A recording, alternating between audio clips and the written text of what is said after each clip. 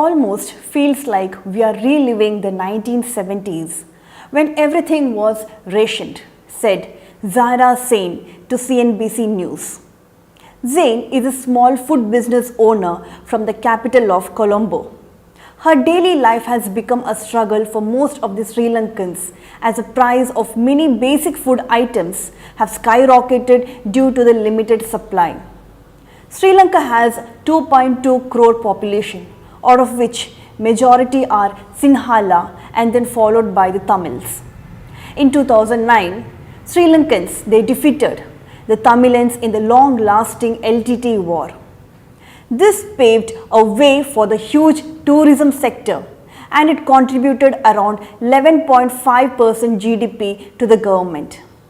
Western countries they opted Sri Lanka as a tourist destination spot because of the tropical weather and the budget friendly to stay and travel. Here, China was the main source of revenue. Why?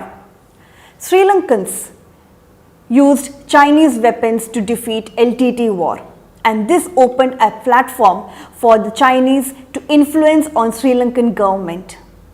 China they used a death trap strategy against the corrupted Sri Lankan government and pumped huge investment by laying the road which is connecting Colombo and Jaffna. They invested in building international Hambantota seaport, one of the major revenue for Sri Lankans. So, what seized the economic plight of this country? Few influential reasons.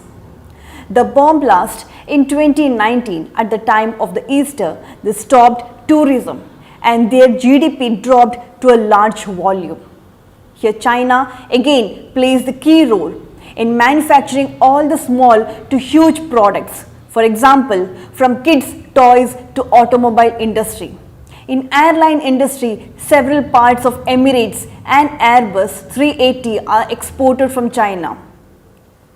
During the COVID pandemic, China was isolated from all other countries as the emerge of virus was found from Wuhan.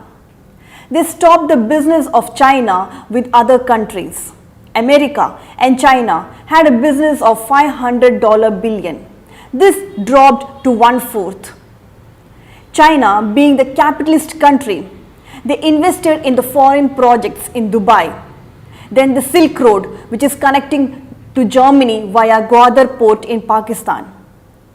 This pandemic has stopped the inflow of the currency and they stopped financial banking to the Sri Lankans.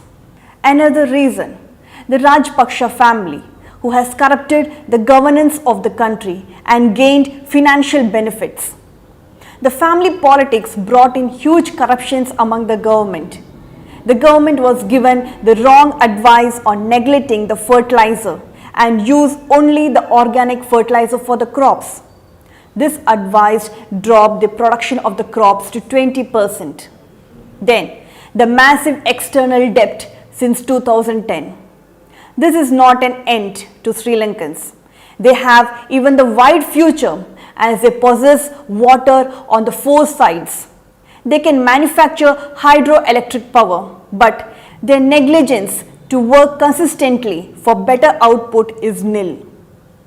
We can see the same scenario in the coming future in Pakistan, which is currently influenced by China, overflowing the currency to occupy the Gwadar port. China, though the capitalist, plays the communism in the mind game. They lent financial assistance but in return established their path. On the other hand, India stands diplomatic. Since the time of Nehru, they have followed only one slogan, to keep good relation with the neighboring countries. Even when Bangladesh woke up for the war with India, India had only one stand, to talk rather use the weapons. When the whole world underwent the power shortage during the COVID pandemic, India implemented immediate solution. What they did? The one solution. The length of the train carrying the charcoal was extended more than 5 kilometers and they delivered faster to the power manufacturing site.